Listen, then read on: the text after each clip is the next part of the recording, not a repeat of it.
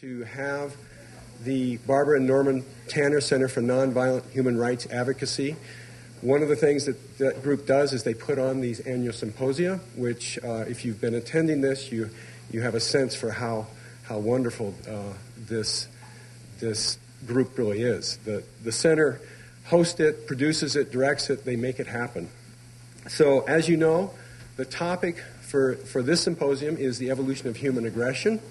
And what I want to do is just very quickly recap where we've been during the past 2 days for those of you who have not been able to attend, and then say a few words about the topics that will be discussed today.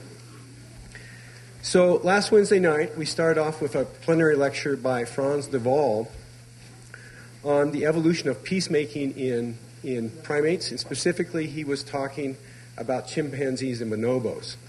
And then yesterday morning, the session started with a series of talks that continued the theme on non-human primates, focusing on conflict and conflict resolution in primates. At the noon hour, we had a second plenary lecture by Martin Daly and Margot Wilson on the relationship between economic inequality and prospects for the future with lethal violence in modern culture. And then during the afternoon yesterday, we had a series of 6 talks on the evolution of coalitionary violence and warfare in humans. And then we finished up the evening with a poster session in which 17 presenters showed their research on a wide variety of topics dealing with different aspects of aggression in humans and the evolution of aggression. So I think I speak for everyone involved in the organizing in saying that we're incredibly happy with how this has turned out, incredibly pleased with the people that have come and are participating in this symposium. And for me, it's just been wonderful to see people coming from really quite different fields, but all working, all thinking about the evolution of aggression, and so the interconnections and the insights that we can gain from this interaction. So today, we're going to be shifting gears a little bit. The first session this morning is going to be focused on the endocrinology of aggression in humans, how hormones mediate aggression. And then later in the morning, actually starting at 10:45, we're going to shift to domestic violence. And the first set of 3 talks are going to be looking at relationships between partners and spouses. And then after lunch, we'll pick up domestic violence again, but there the focus will be on the relationship between parents and offspring. And then the final panel for the symposium is going to be a roundtable discussion in which we've invited social scientists who work here in the local community to come and grapple with, address the question of the extent to which the lessons learned from an evolutionary perspective may be able to help people in the real world. Okay? So we're excited about every aspect of the presentations today. And with that, I'll turn the podium over to Professor Wayne Potts from the Department of Biology here at the university, who's going to mediate this first session. All right, welcome to this morning's session on hormones and human dominance and aggression. And our first speaker is John Archer from the University of Lancashire in the United Kingdom, and he'll be talking on the challenge of testosterone.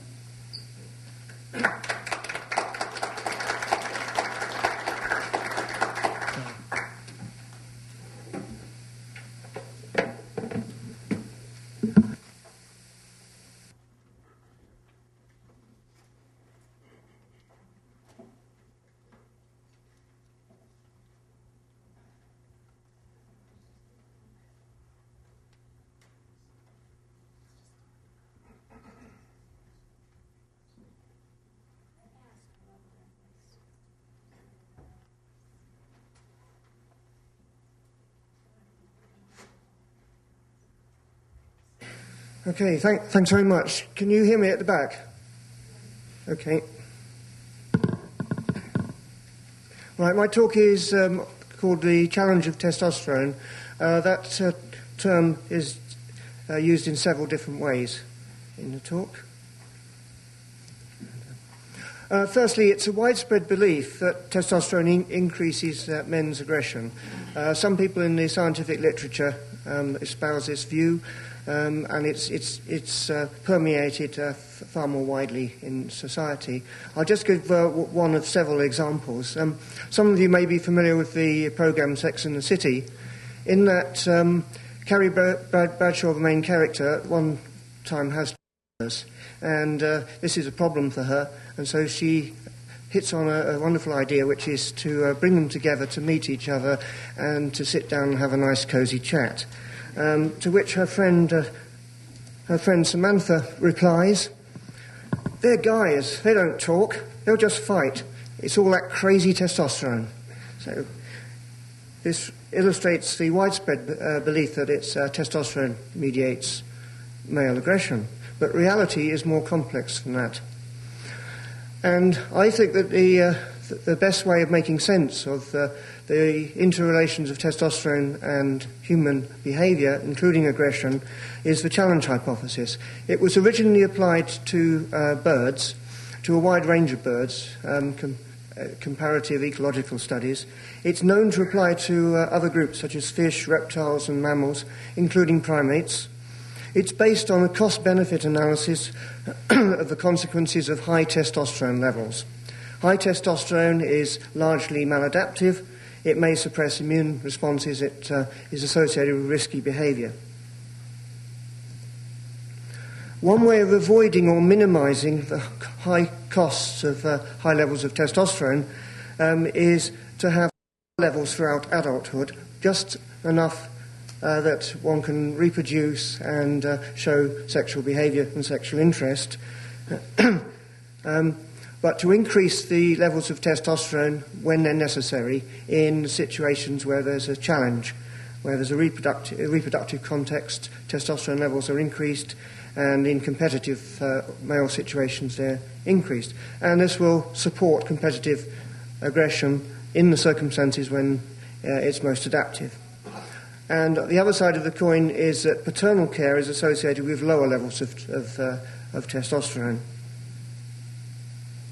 So that's the challenge hypothesis. Here are the predictions from it for the relationship between testosterone and human behaviour.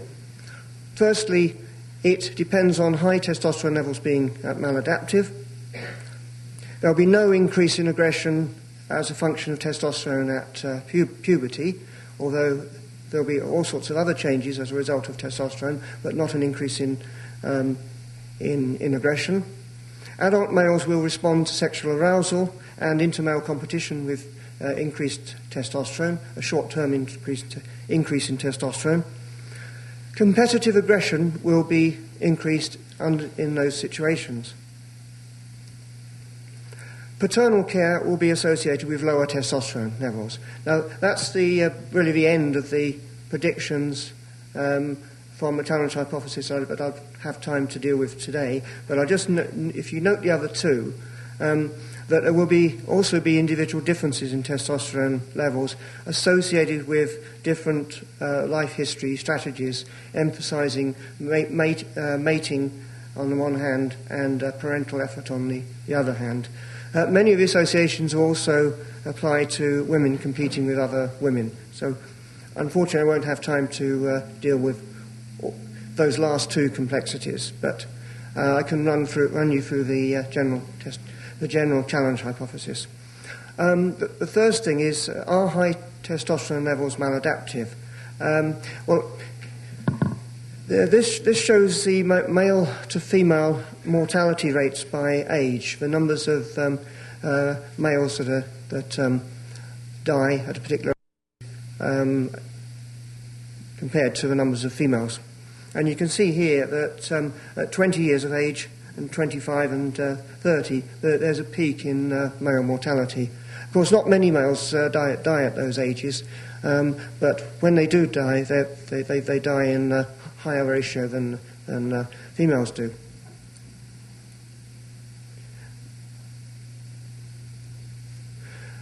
What evidence you can find on the effects of castration show that on average, it enables men to live an extra 13 years. That's a study of men who were castrated in the 1930s in the US, compared with a matched sample of intact men. If you compare that with smoking 20 cigarettes a day, that decreases your life expectancy by 5 years. You can draw your own conclusions from that. Those extra 13 years might not be worth it. Now, here's a large-scale study of military veterans that gave rise to a number of specific investigations. In this particular one by Alan Booth and his colleagues, high testosterone men were found to be more likely to engage in behaviour that puts health at risk. Drinking, smoking and drug use, being unmarried, more sexual partners and sexually transmitted diseases, and antisocial behaviour. Some health-enhancing effects of testosterone were found, but in the highest group, the highest 10% of testosterone levels, these were absent. So suggesting that very high levels of testosterone are indeed injurious to health and well-being. So that's the first question, establishing that testosterone is something that is maladaptive. The second question is whether testosterone at puberty increases aggression. There's 2 longitudinal studies that reported no increase in boys' aggression, physical aggression at puberty. The best study is by Halpern and colleagues in 1994, and they measured testosterone aggression from self-reports in 100 boys over 3 years from the age of 13. Although testosterone increased greatly, aggression did not. There was no correlation between testosterone levels and aggression in that study. This shows the results of a meta-analysis of sex differences in physical aggression as part of a number of meta-analyses I've done on sex difference in aggression. And what you can see there, I don't know if this... Does that show up on the screen? Oh. Back. Right, okay. Well, never mind, it's okay. The 3 on the left are 6 to 11 years of age, 12 to 13 and 14 to 17. They're relatively low in terms of the sex differences in physical aggression. The metric on the left is effect size, which is an indication of the degree to which males, in this case males and females, differ. More generally, any 2 groups differ. A zero value indicates that they don't differ at all. Something like about 0.2, 0.3 is a small difference in general terms. 5 or 6, 0.5 or 0.6 is a medium type difference. 0.8 upwards is a large difference. So these are a standardized measure of differences between any 2 groups, and it's something that's been used more and more in psychology, medicine, and social sciences. The effect sizes there, you can see increase for the sex differences at ages 18 to 21 and 22 to 30. And this corresponds with the age crime curve that we saw yesterday. But the thing to note is that there's no increase in the magnitude of sex differences in physical aggression coinciding with the ages of puberty. Right, okay, we got there a little prematurely, but this is the next question, whether sexual arousal increases testosterone level. And indeed, in a number of studies indicate that it does. Young men showed increased testosterone levels in 3 studies that measured the association of testosterone levels and the occurrence of sexual intercourse. There's 2 studies involving watching erotic videos, and 1 study involving interactions with an attractive woman. All of those increased testosterone levels. And the next question is whether inter-male competition increases testosterone levels. Well, there's no studies that actually set out to test the predictions of a challenge hypothesis that had inter-male, for example, had situations involving inter-male competition for females. There's one study on the culture of honour and insults, which was mentioned in Martin and Margot's talk yesterday, that the men who came from the Old South, when insulted, had an increase in testosterone levels. You can regard that as a challenging situation for them. A number of studies have been carried out on testosterone levels before and during sport competition. There's been a number on laboratory tasks that for a monetary reward, where two men compete for some money. There's also comparisons of winners and losers in those studies. And okay, if you look at testosterone in competition, sports competitions between young men can be regarded as challenge situations. And the predictions are that you get an anticipatory rise in testosterone, you get a rise during competition and a greater rise in the winners than the losers. Now, since studies involving non-physical competition produce similar results to those involving sports competition, there's some subtle differences, but the two sets of studies can be combined together. Now, this is again a measure of the effect size, that in this case it's the anticipatory rise in testosterone. In all studies there's a small rise. In sports situations, anticipating playing competitive sport, the increase is larger.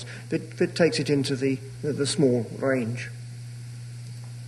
Changes during competition. Now this is a bit more complicated. All of them you get a small rise. If you just restrict it to sport competition, during those competitions, the testosterone levels increase to a moderate extent. Other tasks they don't seem to. Winners have a greater rise than losers overall. Now, if you just compare winners versus losers, then other tasks you get a higher increase. This measures how much more the increase is for winners than for losers. You get a relatively greater increase for winners compared to losers when you look at other tasks than sporting ones.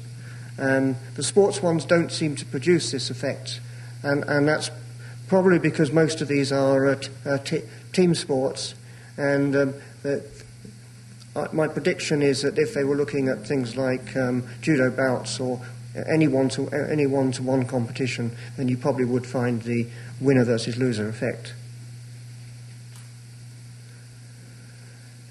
Now, that shows effects of sporting and other competitions on testosterone levels, showing that they do increase, and there's some evidence that they increase more in winners than losers.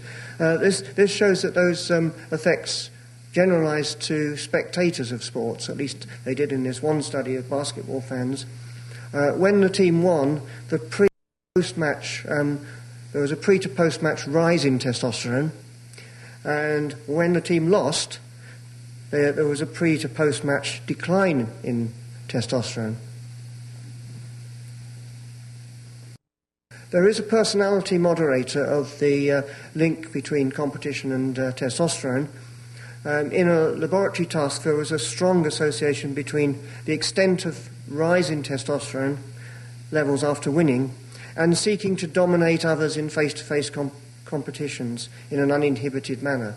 If that sums up your personality and attitude to life, then you're going to have a much bigger rise in testosterone when you compete.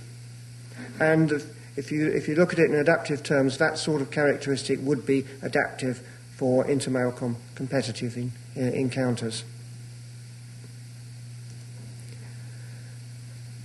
Now, the big question that remains is, does the testosterone surge increase aggressiveness? There's a bit of indirect evidence. There's nothing that actually nails it down.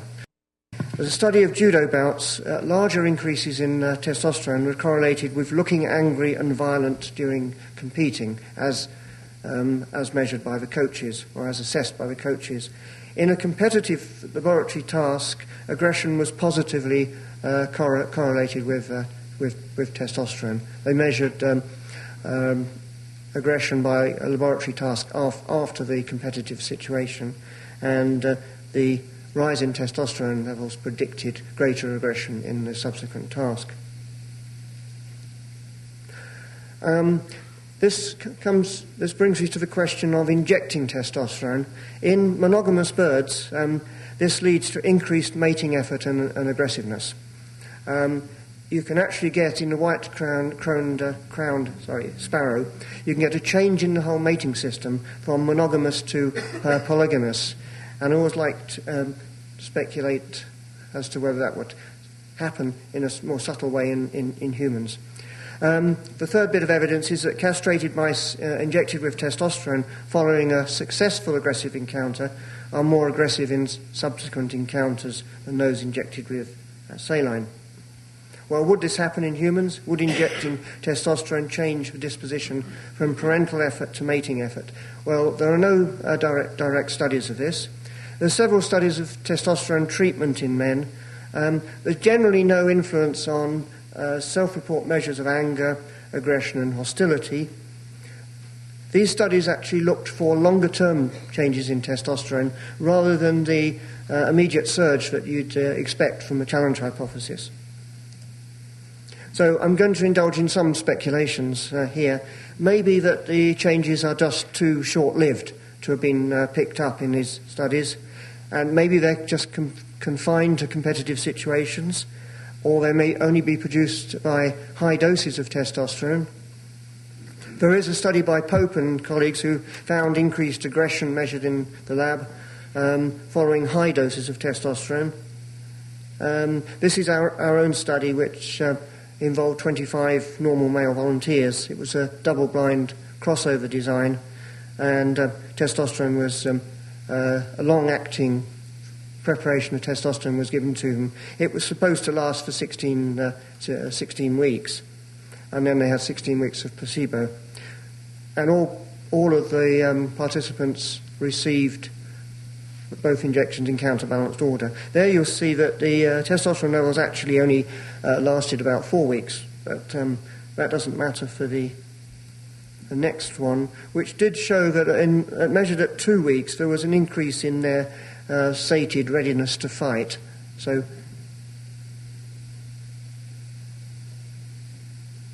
well, what might testosterone actually do? After winning a staged encounter, male song sparrows with elevated testosterone levels continued to attack patrol the territory and to sing for 24 hours after the opponent had left. And in the winter, when testosterone levels were low, this only lasted for a few minutes. The longer response could be reinstated by injecting testosterone. Wingfield, who carried out these studies, suggested that testosterone increased the persistence of aggression. It made the individual's aggressive mood last for longer. And he looked to some old work which I was partially involved in on testosterone and persistence. This started out with studies of chicks injected with testosterone who showed longer pecks on one type of food before switching attention to another one, or longer runs and feeding from one area, depending on how it was set up. Testosterone-treated chicks are also less distracted by peripheral stimuli than controls when they run to a food source that they've learnt to feed from. They're less distracted by changes in the environment. There are similar findings for mice, and there's another study of rats as well. So it looks like something that is across species. We don't know whether testosterone increases persistence in a comparable task in humans, and we don't know whether it operates in aggressive and competitive situations. But it could partly explain why men tend to escalate aggressive encounters to higher levels than women. It may be that they lock on to the current task in engaging in a argument which gradually escalates to physical aggression. That's just a speculation. And that takes me to the final prediction from the challenge hypothesis, which is that paternal care should be associated with a lowering of testosterone. There are 3 studies that show lower testosterone levels in fathers than in age-matched controls, and these were large effect sizes. Fatherhood was associated with lowering testosterone levels in a longitudinal study. Specifically, I find these negative correlations with testosterone to be impressive, that holding and those men who held and changed their infants more showed greater lowering in testosterone. Those ones who had sympathetic responses to infant cries had greater lowering of testosterone. And those who stated a greater need to respond to the infant's hunger cries, so they also had a greater lowering of testosterone. So the conclusions on the challenge hypothesis, on the part that I've had time to talk about, the evidence from humans fits the challenge hypothesis broadly. There's little evidence for testosterone controlling aggression throughout adult life. There's evidence for testosterone response to sexual arousal and competition, and this may enhance subsequent aggression and willingness to compete, although the definitive studies on that haven't yet been carried out. And fatherhood is associated with low testosterone. Had I time, I'd explain the role of testosterone in alternative reproductive strategies, which I was extremely sceptical about when I first looked at this, and I was converted by the evidence, I will say. Okay, thank you.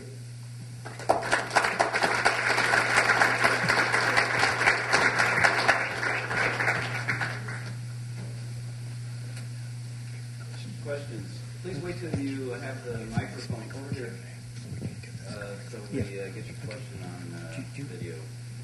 Do you want this out? Yeah. Okay.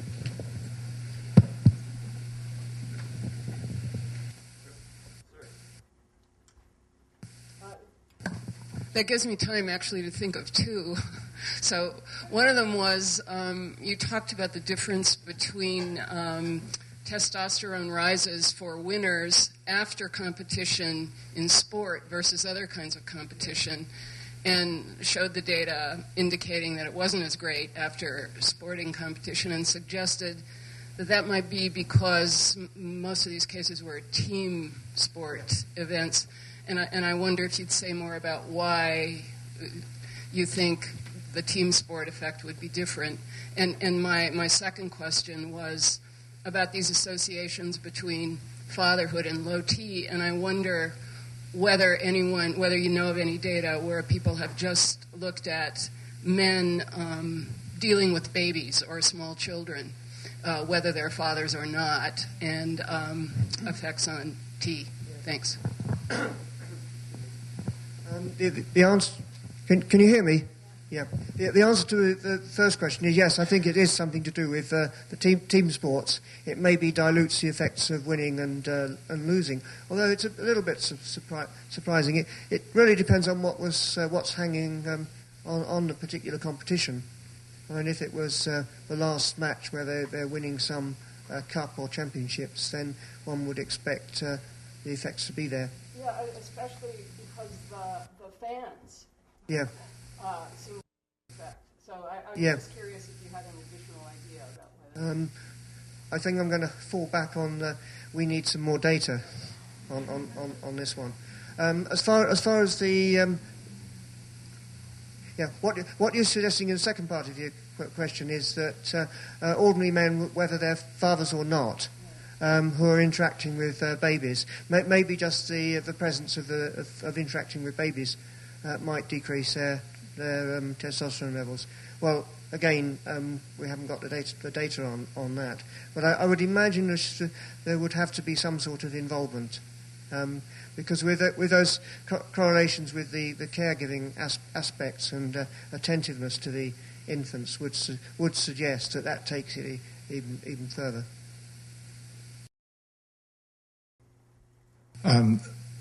This leads to a whole range of potential questions, but let me just ask, first of all, the normal distribution of testosterone levels in normal, let's say, male populations, and these effects that we're seeing, how far above standard deviation or 2 or 3 are they? That is, the statistics of all this. And then secondly, the analytical issues associated with testosterone measurement are, as you well know, really quite difficult. And there's also the time issues of taking the sample, the laboratory analysis, and all that. So if you could just allude to some of these issues, very quickly, that would help. The first one.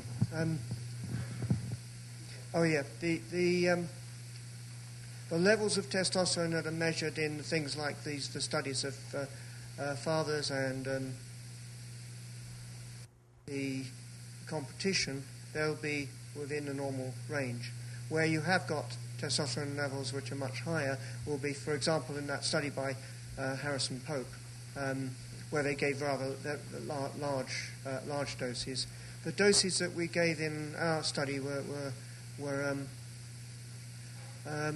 that was financed by the World Health Organization, and the idea was to use testosterone as a male contraceptive. The levels there are enough to inhibit spermatogenesis, so I don't know whether that will help you. They're not as high as in the Harrison Pope one, but obviously you're putting in some extra testosterone on top of those men's ordinary levels in that study. All of the others were measuring naturally occurring levels. I think that finishes off answering your question, does it? You're shaking your head. Okay. Dr. Arsher? Yeah. In this multidiscipline conference, when we use the word aggression, when everyone uses the word aggression, are we talking about the behaviors? Is that pretty well agreed on? You want to know what measures of aggression are used? Some of them are laboratory measures, like we heard about the hot sauce paradigm yesterday. That's a laboratory measure of aggression. There are others where people are giving imaginary, well, not imaginary to them, but they're fooled into thinking that they're giving electric shocks or other punishments. Other measures are well-validated self-report measures. Sometimes there are measures by others in the environment, peer reports or partner reports. That covers, I think, the range of ones that were used in these studies.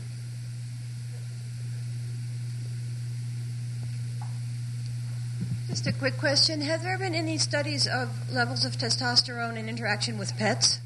Interaction with pets? Pets, yeah.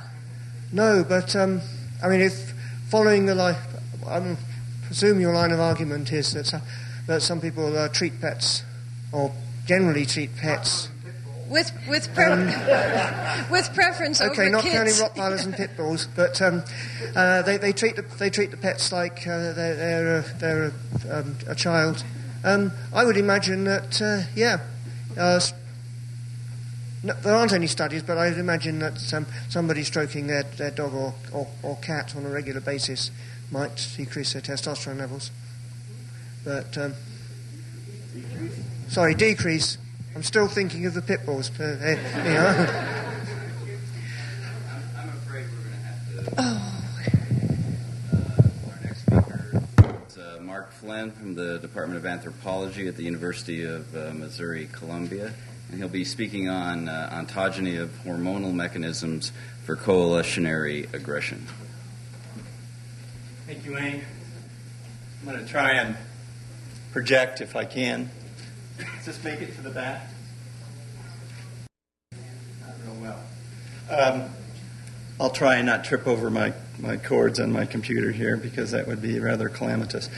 Originally intended to end my talk with this rather pithy quote from Robert Bigelow.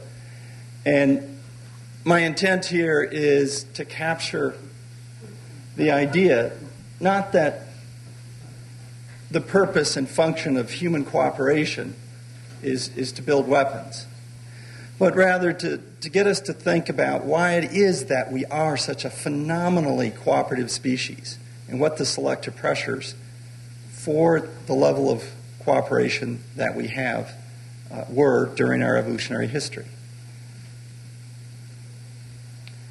I think coalitions are fundamental to cooperation. Cooperate to compete, in effect, against other coalitions.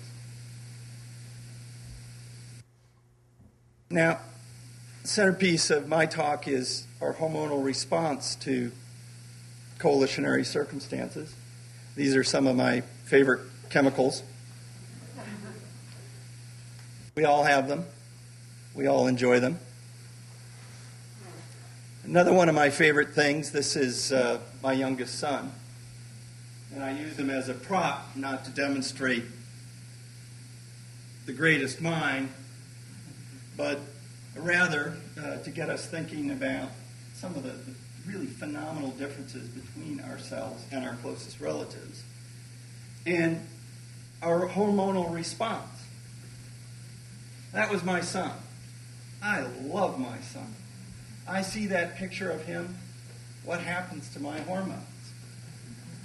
Well, yeah, that kind of shriveled, didn't it?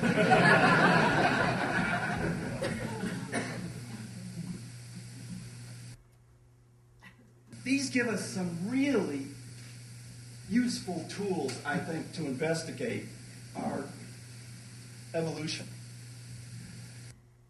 My wife works on fossils, and in some way, for me, these are almost analogous to fossils. They're like living fossils. We can look at them, study them to understand the design of our behavior in some very important contexts.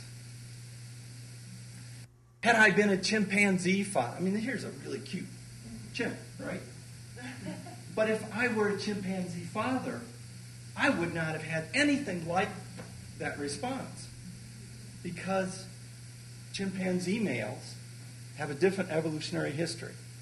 There are evolved differences in the hormonal responses that we see to social events like this between chimpanzees and ourselves.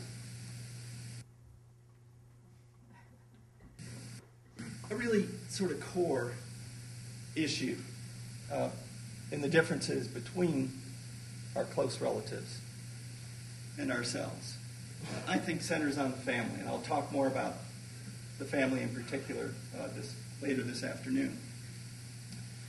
But the key issue, we're stuck pretty good there. You know, that was happening with the video yesterday, so I'm not sure what the cause of it is. I'll go really fast. Thank you. Here's one of my favorite quotes from someone whose work I really respect, Richard Alexander.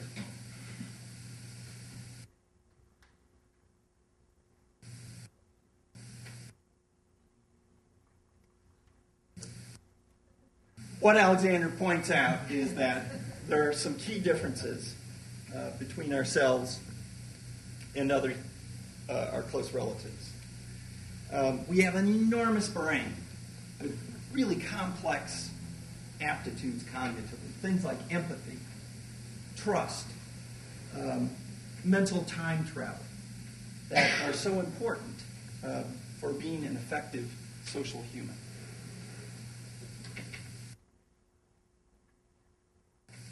And the key issue for our conference, this social groups of millions, and what's involved with that, being central.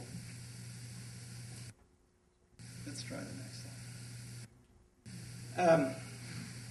The key argument is that humans have been involved with a long-term evolutionary history in which we've been our own principal hostile force of nature.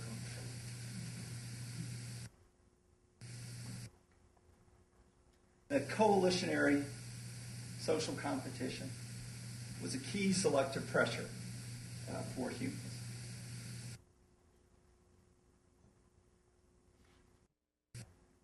Yeah, it's the projector. It's not the computer. Well, where's the check for display? Is it display? Where's the projector? Is it the projector?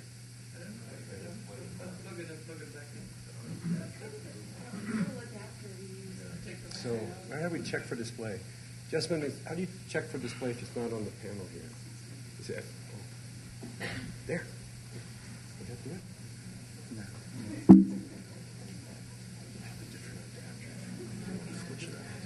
Yeah, there's nothing wrong with it. Someone was trying to show, the movie that she was showing. It's the same problem.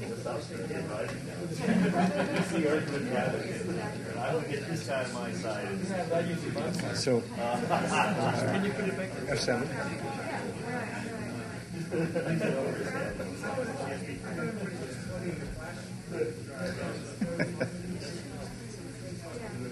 No, that's checking for display. No. It's got to be the cable or the adapter because the projector isn't doing that when it's not. When your laptop's not connected. Would you like to try that? Sure. I apologize. We checked this at 8:30 this morning, and it worked flawlessly. So go figure.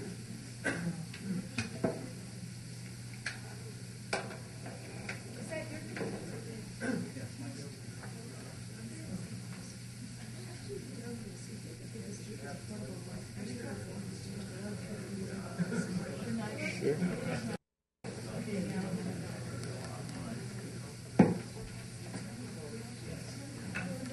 Well, one of the hormones I'm really interested in is cortisol, which is a stress hormone.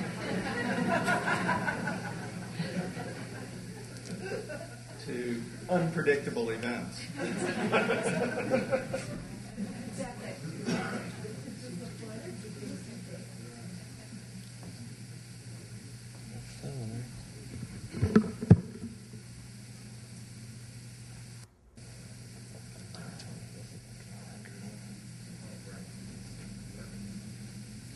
Slightly different view.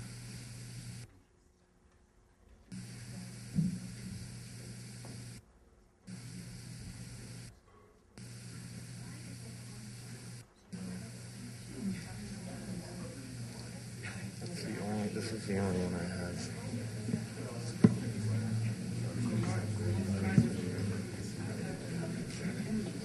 It would take too long, I think, to transfer.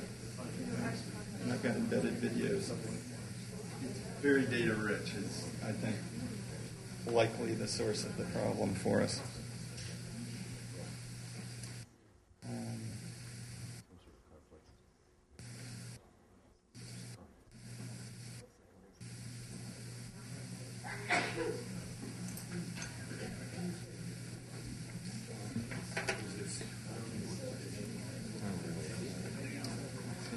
Yeah, that one didn't seem to be working at all.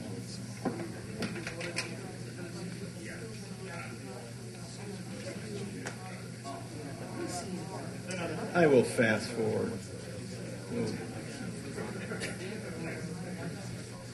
wonder if we can get a different projector. Well, hopefully that projector will work for subsequent talks.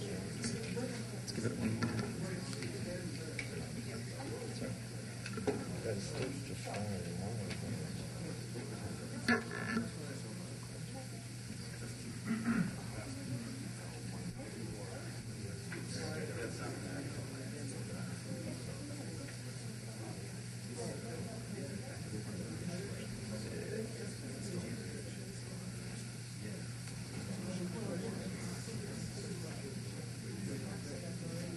Event.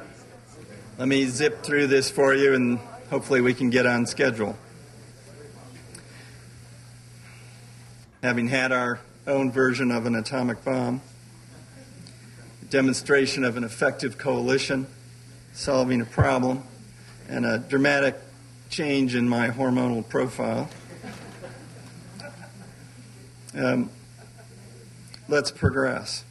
So we have this human complex, this suite of traits of a a very large brain with all its remarkable abilities for social skills. We have some interesting sexual attributes: menopause, concealed ovulation, an altricial, helpless baby that nonetheless has an extraordinary mental reality and ability to acquire language and information from its social environment. And I'm arguing, following Richard Alexander, that a key selective pressure for these attributes of our species is coalitionary social competition and its importance in our evolutionary past. So we have our enormous brains, expensive brains, that help us solve social skills. And I would note here, this is a very smart little girl. She went right into second grade as a 5-year-old in my village that we'll get to in a bit. And one other very interesting attribute of our intelligence is that females have extraordinary social power. And so there are not significant dimorphisms in regard to the brain and intellectual abilities. The problem that she's using her brain for is not how to solve the problem of getting the wily mango. This is a simple problem for a brain to solve. It doesn't require a lot of information processing power. On the other hand, the social dynamics, how to deal with boys, and her position in her social hierarchy does require a lot of social information processing power. Now, looking at hormonal data to give us some clues about how these evolutionary events might have taken place, looking at the brain, especially those parts of the brain that are associated with the processing of social information, is a key target of some of the hormones we're interested in here. They're very dense in receptors for these hormones. And the hormones have consequences. They affect cognitive function. And these systems are very complex, suggesting evolutionary design. They're not there by chance. Now, empirically, what I want to look at are coalitions. And we're going to look primarily at androgen response to social interactions. And then we're going to look at androgen response to potential mates. And I'm going to speculate a bit about child development because we won't have time to go into that in depth. I've been working for the last 20 years in a small community on the island of Dominica, which is in the Caribbean. This is my office window. It almost rivals the setting here at the University of Utah in its beauty. I don't manipulate the kids. I let them do what they're doing. And we have been watching and collecting data on virtually everyone in the community. We've gotten lots of ethnographic data, lots of medical information, lots of psychological data, and perhaps the biggest thing I've been doing is collecting a lot of spit. Over 30,000 saliva samples so far. And we're tracking what's going on in children's everyday lives. Here, we've got a bunch of guys that are going to go out and play King of the Mountain on that rock. Here's a guy taking his brother for a ride. All the while collecting saliva, correlating what the children are doing, what kinds of things are going on in their lives with what their hormone responses are about. And we're going to look at a small piece of this pie, coalitions. This is my friend Michael Muhlenbein watching a cricket game.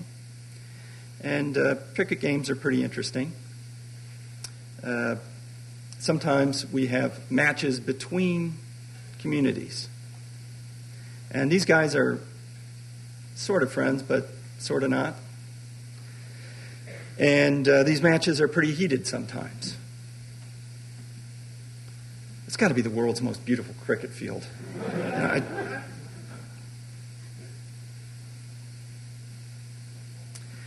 And if we look at the testosterone response to cricket matches between coalitions, if you will, not between friends. I can't quite call them enemies, but they're not friends. We see a rather typical response, which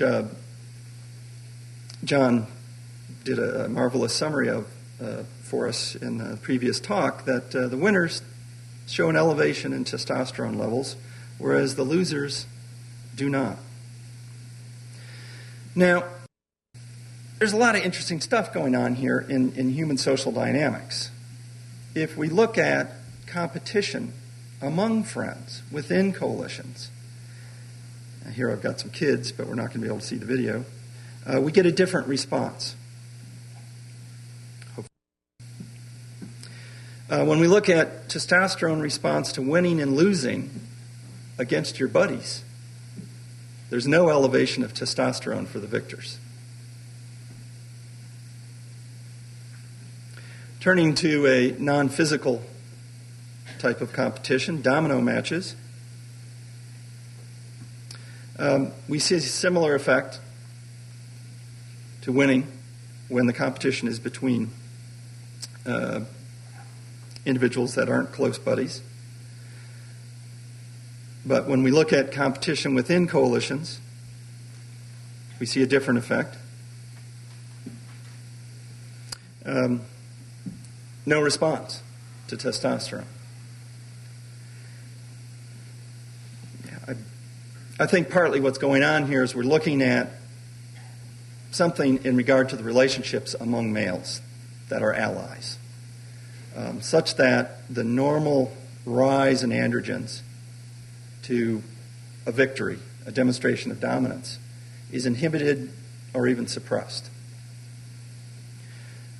I'd be surprised if we could arrange this sort of thing. I'm not sure if chimpanzees can play dominoes, but I suspect this would be, again, a difference between our species and that of our close relatives. Another area that I found to be different, that appears to be different, if we look at testosterone response to females, and this, I must admit, was kind of an accident. One of the things I've noticed, initially in my 20 years, I was collecting all the saliva myself and doing all the work myself, but then graduate students and colleagues, thank goodness, have saved my life by coming in and helping me do this research, and so it's really a collaborative effort now. But in talking with some of the kids, they would say, well, you know, this guy's different than you were, and looking at the cortisol levels, I would see some differences dependent on who was collecting the saliva. And I also then looked at the testosterone data and noticed that depending on who was collecting the saliva, if it was a young female graduate student, the males would respond differently than if I were collecting the saliva. But looking at not just that, but what were the circumstances in which the male had been prior to our collection, there's a big difference in their testosterone response. Here's the normal thing we get, and James Roney and Alicia Salvador and a number of labs have demonstrated this kind of response of males to a potential mate. But when the potential mate is attached to your close friend, we don't see that elevation of testosterone. We see just the opposite. So there's a real inhibition of the androgens in the context in which a male is in close association with the partner of his close friend. Again, I don't think we'd see this with chimpanzees. So in summary, males have diminished or tempered testosterone response to victory over their friends. They have diminished or tempered testosterone response to interaction with their friends' mates. And I think this is a start for me for putting together some of the hormonal pieces of the human evolutionary puzzle that helps us to understand the nature of our coalitions. And I'm really excited at this point because a lot of people are getting interested in these topics. There are other people like Ben Campbell, Michael Muhlenbein, postdoc Davide Panzi, that are interested in solving these kinds of questions, particularly in the context of ontogeny. If we look at the development of the human child, this extended childhood, very costly life history stage for humans to be expanding. There are some very interesting hormonal events that are going on there, including adrenarche. And I think just now we're getting some tools to look at some new pieces of this hormonal puzzle that are going to give us some remarkable insights into what's going on with the development, the ontogeny of coalitionary behavior in humans. The other area that's really interesting are affiliation hormones of oxytocin and arginine vasopressin, and how these are involved in cooperation and relationships. And it's pretty remarkable that we can, as a species, have these gatherings like this. We have groups of lots of males with potentially reproductive females, and yet you guys are all sitting here calmly and passively, not fighting. And I think a key part of that involves affiliation hormones. Another key part of that, I think, is that if you look around the room, I can't tell who's ovulating today. And I don't think anybody else here can either. So, that's a pretty significant difference between ourselves and chimpanzees. But we're now going to be able to track, we think, these affiliation hormones in naturalistic context to see how some of these very special aspects of human relationships, males bonding together, band of brothers phenomenon, what are the hormonal underpinnings for those kinds of relationships? Grandparents. Now you talk to grandmothers, they love their grandbabies. But we don't yet really know what the hormonal mechanisms for attachment are. I think we assume that there's an overlap with the maternal mechanisms, but we don't know. But we can look at these kinds of things. And so it's a very exciting time to be an anthropologist. Females, what they're up to, why they have so much social power. It's amazing. I mean, the most powerful person in this community, the most influential person, is a woman. She is a very strong physically person, but that's not why she has power. She has power because of the way she can use information. The way she put it to me, she said, "Mark, men are like a cutlass." Cutlass is their word for machete. They're a tool that you need to do your work.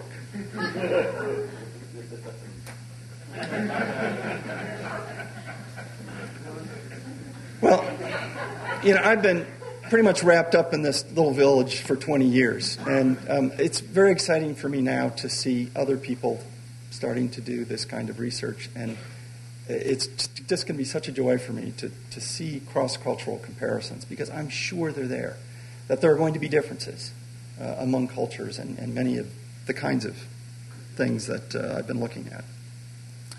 And likewise with primates, it's a little more difficult to get chimps to cooperate and spit in the cup for you. Our next speaker is Aaron Sell from the Center for Evolutionary Psychology at the University of California at Santa Barbara, and he'll be speaking on the role of physical strength in anger and anger expressions. Thank you. Okay, we're running a little behind, and I have a lot of data to present, so I'm going to cut out some of the jokes. If you find at the end that I have been insufficiently humorous, please see me, and I will be happy to behave in a clown-like manner for your amusement.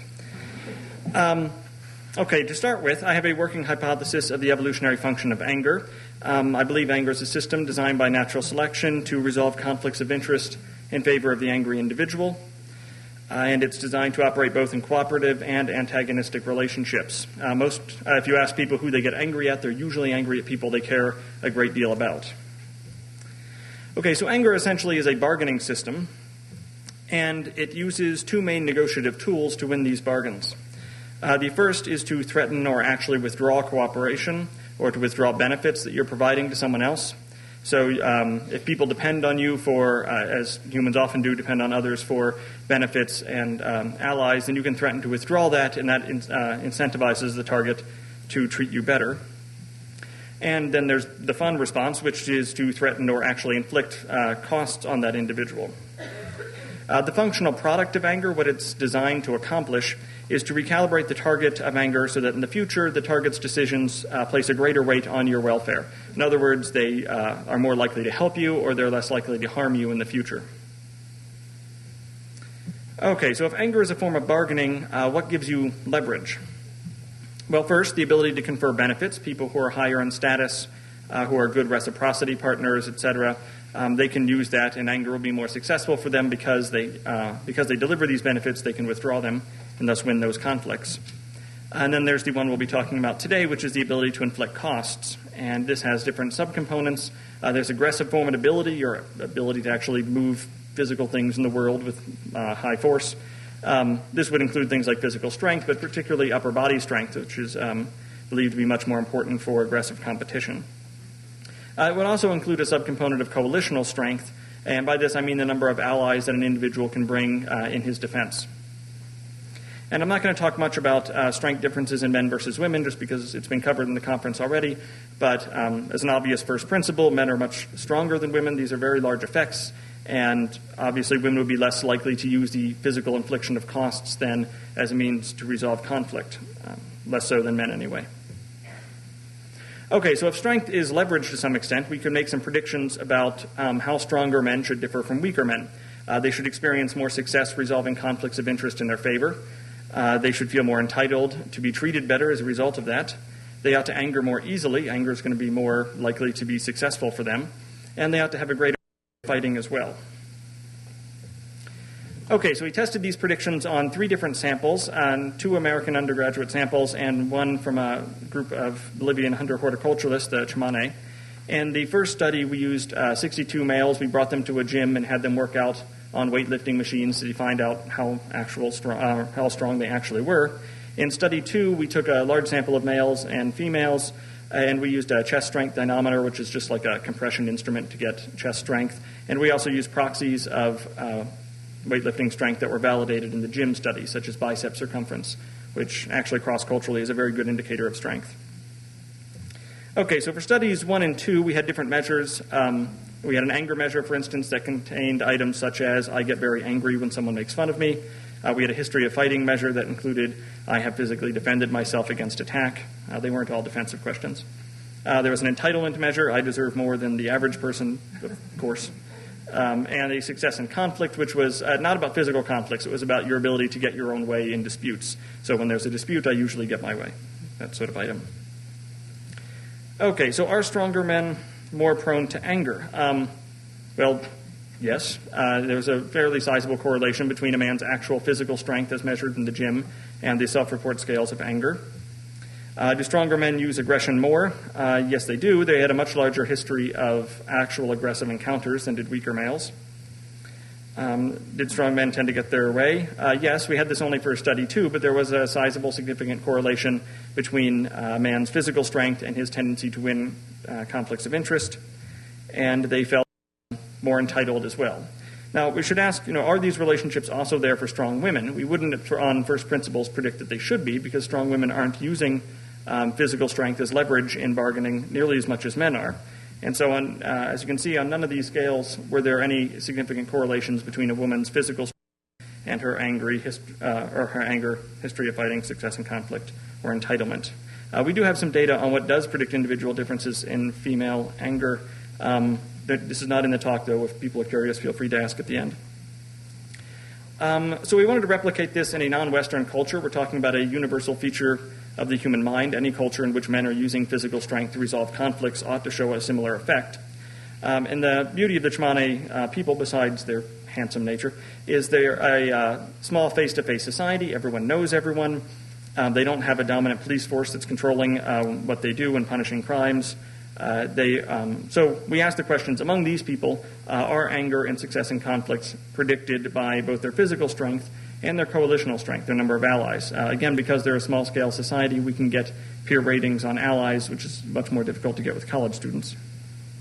And we also didn't have to use self-report because we could have peers rating on anger as well. So here's how we did that. There is a photograph of a man. We showed it to 8 of his peers at random, 8 of his the fellow Chimane, and asked them, does he get angry when things don't go his way? And the number of people who said yes to that would be his anger score. So if we showed this photo to 8 of his friends and 6 said yes, he tends to get angry, then his anger score would be 6. And we did similar things for number of allies, which included when he has a conflict, he will have more people who will defend him or help him. And success in conflict, when this person is with a group of people with whom he is upset, it's probable this person will get his way. Okay, so were there effects of physical and coalitional strength among the Chimane on anger? Yes, there were. There were actually very high correlations between a man's peer-rated anger and his objectively measured physical strength and the number of allies he is said to have. And there was also a good correlation between his success in conflict and both physical strength and number of allies. We had to ask if these were independent effects because stronger men actually do have more allies. And so you might imagine one of these effects is driving the other. But if you put them into a regression analysis, it turns out there are significant independent effects for both. In other words, holding constant the number of allies someone has, as he becomes more strong, he will also become more angry. And holding constant how strong he is, the more allies he has, the more angry he will tend to be. And the same was true for success in conflicts as well. Okay, so a summary of findings so far. Stronger men are more prone to anger. They engage in more physical aggression. They feel entitled to getting their own way in disputes. And they do actually succeed in conflicts of interest. Men with more allies have so far shown these same effects. And the effect of strength on anger is not limited to Western societies. In fact, Archer and Thanzame have also shown similar effects among East Indians. And Halfrecht and Ed Hagen and some other colleagues of mine have gathered data on the ACA as well that hopefully you saw yesterday in the poster session. Okay, so because strength is relevant to resolving conflicts of interest, people ought to be adept at assessing their own strength and other people's strength. And ideally, you want to do this before they're actually using their strength against you. Okay, so the first, assessing your own strength. How good are men at actually doing this? Well, we asked them in the gym study, we asked them how, the question, I am stronger than blank percent of other men. And the correlation with lifting strength was 0.66. So this is a very high correlation. More impressively, they didn't seem to be lying about it. If we just looked at the mean of that scale, we found 58% of the people we got at the gym, the mean of the score was 58% at the gym.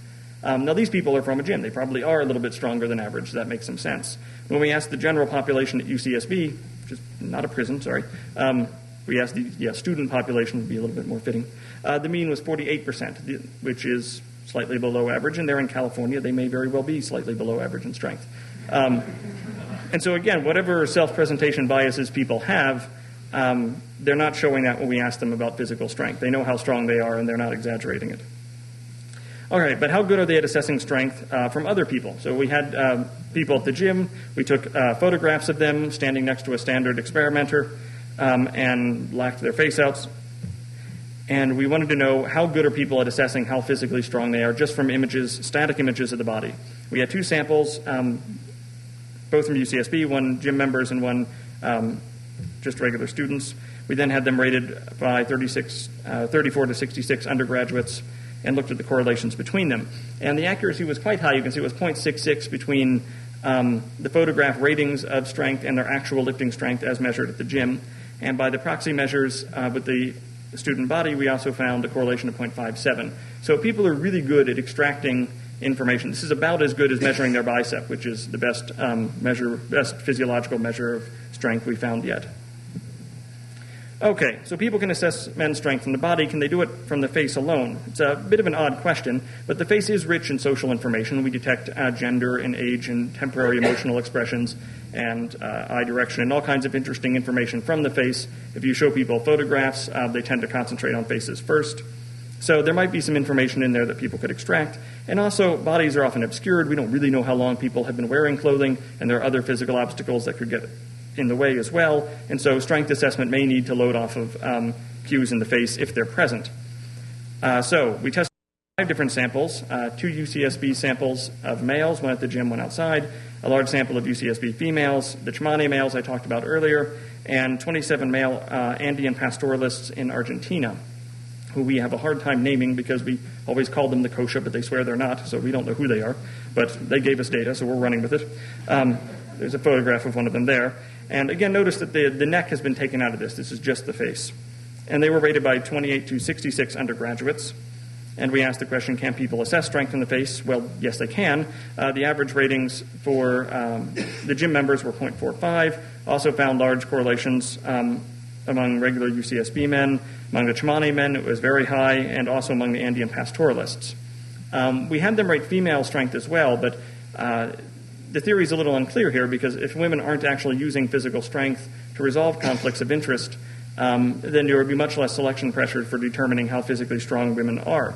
And as you can see, the correlation was about half that as for any of the different male samples. Okay, can preschoolers assess adult strength? This isn't a random, humorous question. This actually has some an alternative explanation to the idea that natural selection designed us to understand physical or to assess physical strength would be that people learn this slowly over their lifetime. That teens and adults learn cues of strength as a result of feedback from wrestling matches and fights that they engage in during their younger adult years.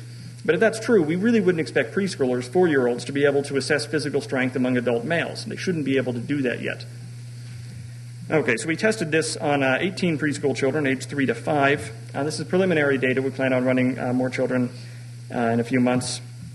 And the subjects chose between random pairs of the 12 strongest and 12 weakest males from the gym study. So took the 12 strongest here, 12 weakest here, grabbed a random pair and said, which of these two do you think is physically stronger? Adult accuracy on this task is about 80%. Preschooler accuracy is about 57%. And that's it's still highly significant, and it is brought down a bit by the 3-year-olds who don't seem particularly good at doing this. But the 4- and 5-year-olds are pretty solid. So what this shows is that strength assessment, at least from the face, is not learned from aggressive encounters. They're not picking this up by fighting adults and finding out how strong they are.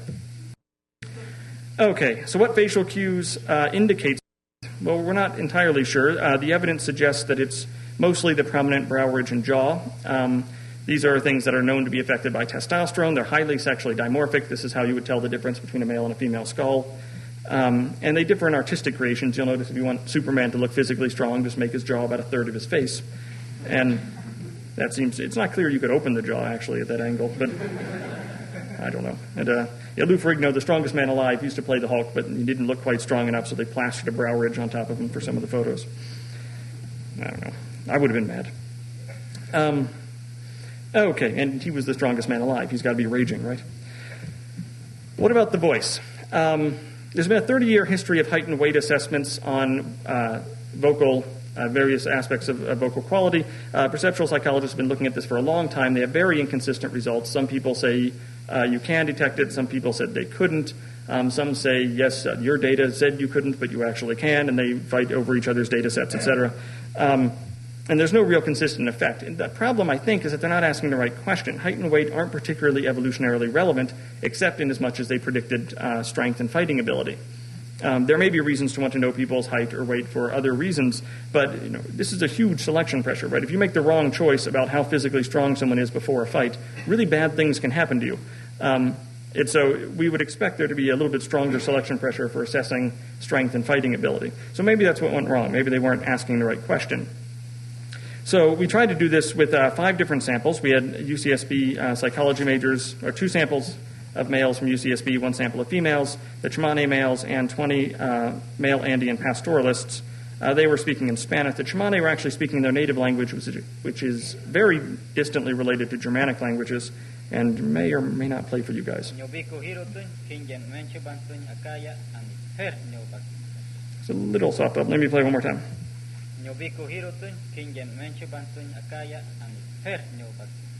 Yeah, it doesn't. I can't make heads or tails of it either. Chris can do a pretty good impression of it, so if you want to see Chris Von Ruden later, you can. He's very weak.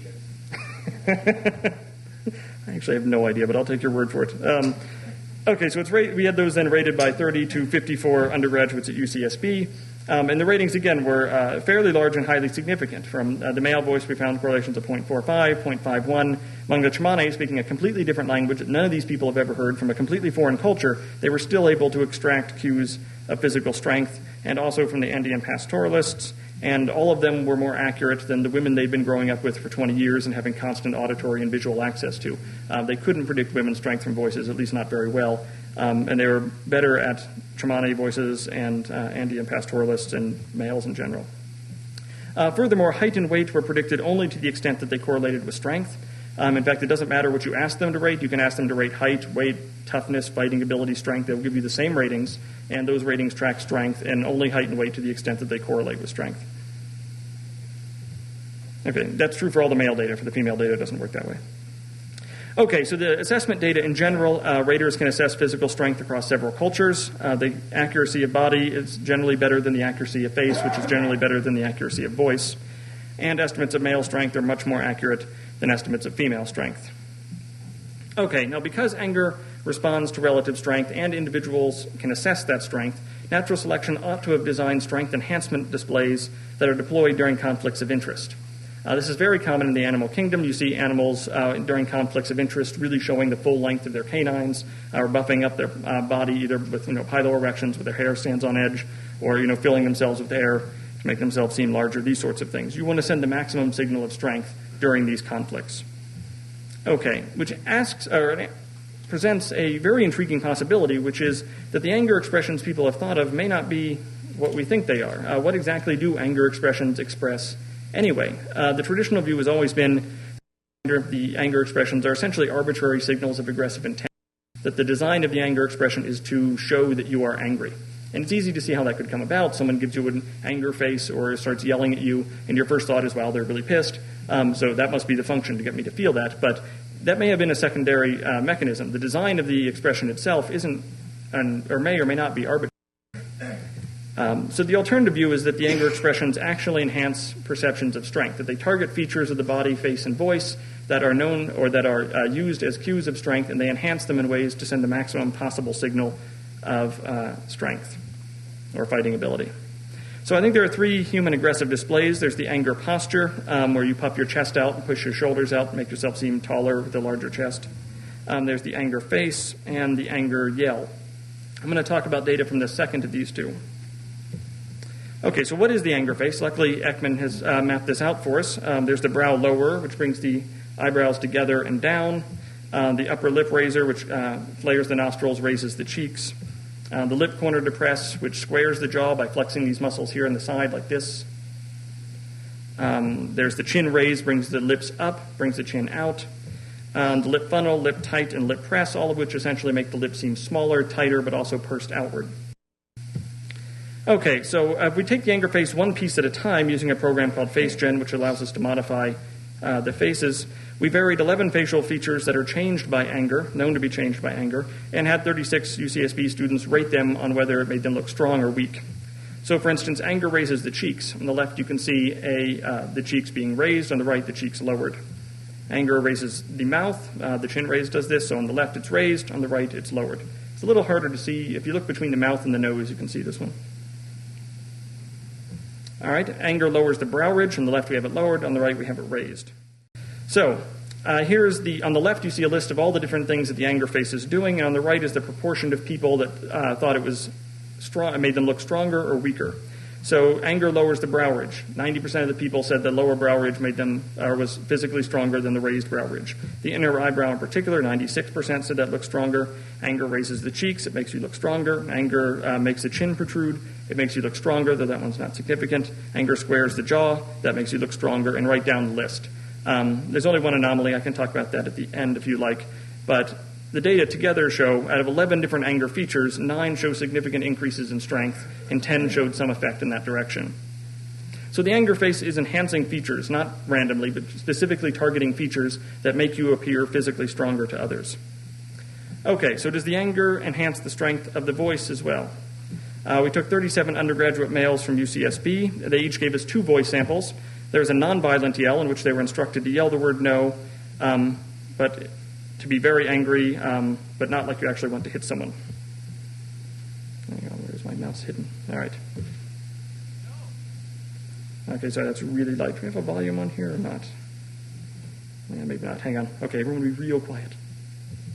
No! All right. Those were the nonviolent yells. The same people also gave us violent yells where they felt like killing someone. No! No! Okay, so those are the same people giving both those different yells. We didn't tell that to the raters, and so we had the the voices rated on height, weight, and strength. And this is what essentially happened. Your strength went from a nonviolent to a violent yell, and it increased. When you went from a nonviolent yell, it increased your strength with an effect size of 3.9. This is massive. Everyone's strength seemed higher when they switched from a nonviolent to a violent yell. The same was true for weight. The same was true for height. By switching from one to the other, it increased your body size, their perceived body size and strength. If you translate those into actual physical measurements, by switching from a nonviolent to a violent yell, you sound about 5 inches taller, gain 47 pounds in weight, and about 3.8 inches around the circumference of your bicep, which in visual terms translates you from that adequate-looking man to that extremely adequate-looking man on the right. Okay. So, conclusions. Anger appears to be a system designed to negotiate conflicts of interest. Individual differences in anger thresholds, for men at least, are set by physical and coalitional strength. Individuals can assess the strength of men from the body, face, and voice, and they can do this much better than assessing the strength of women. And the response to potentially violent conflict, the anger system mobilizes bodily, facial, and vocal changes that increase perceived strength. Okay. I'd like to thank all my collaborators, and am happy to take questions.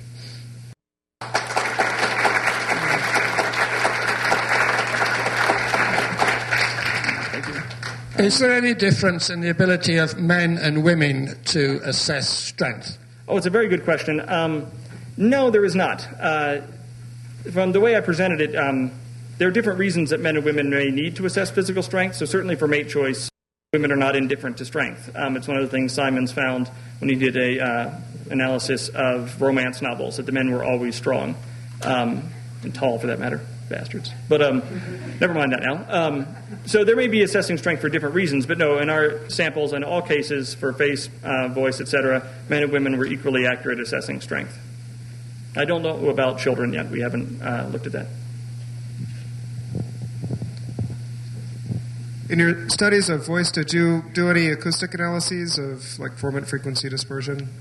Oh, yes, very good question. We did do formant dispersion checks on the voice analyses. We did pitch, volume, length of utterance. We did quite a few, actually. I have a collaborator at UCLA named Greg Bryant who did these analyses for me. And we couldn't find any consistent effects other than, the following. When people rate voices, they rate low-pitch voices as physically stronger. That low pitch is inaccurate. It doesn't actually track physical strength, and that's consistent with previous literature as well. The formant dispersion we looked at haven't found any relationship between that and body size either. However, our the voice samples we got are not the best quality, because some of them were even taken in the field. There's background noise and such. And formant dispersions are very difficult things to extract from the voice. And so I don't consider that conclusive data, but so far we haven't seen any evidence for that, particularly for height, which is what it's theorized to correlate with. Do you see a direct causal link between anger and the likelihood of engaging in physical aggression? Because I ask because despite its potential effectiveness, there are also costs of engaging in aggression given constant levels of anger, especially in small-scale societies. Mm-hmm. So I was just wondering if you've put any thought I don't think the link... there's obviously a link between anger and aggression in as much as you piss someone off enough that eventually they'll start aggressing against you. But in general, it's a very complicated relationship because there aren't any sex differences in anger when typically measured, but there are massive sex differences in aggression. So, anger is a complicated mechanism and it has a lot of different tools to use to negotiate. And so aggression is only one of those tools. So I don't think it's not the most common response. The most common response to anger is to argue about things. So no, I don't think it's a very direct link. It's just one of the things that anger has access to. Yeah. So I've been interested in the emotions of prehistoric people, especially of the Balkans. Mm-hmm. But unfortunately we cannot test them. So our only record, as a matter of fact, are prehistoric figurines. Mm-hmm. So do you believe that we can make some direct conclusions comparing the faces of prehistoric figurines and emotions of the prehistoric people, or art as masks the emotions of the people? That's a very good question. I do not know. I'm not sure. We don't entirely know what the features. We have a rough idea of what the features in the face are that indicate strength, but it's not clear why they do that. There are two possibilities. One is that there are features in the face that are specifically important for aggressive combat, that having a larger brow ridge and a squarer jaw actually protects you from blunt force trauma, for instance, or increases bite strength. The other possibility is that it's simply a byproduct of body size. That if you're going to grow a larger body size, we have developmental trajectories. That just does things to the face.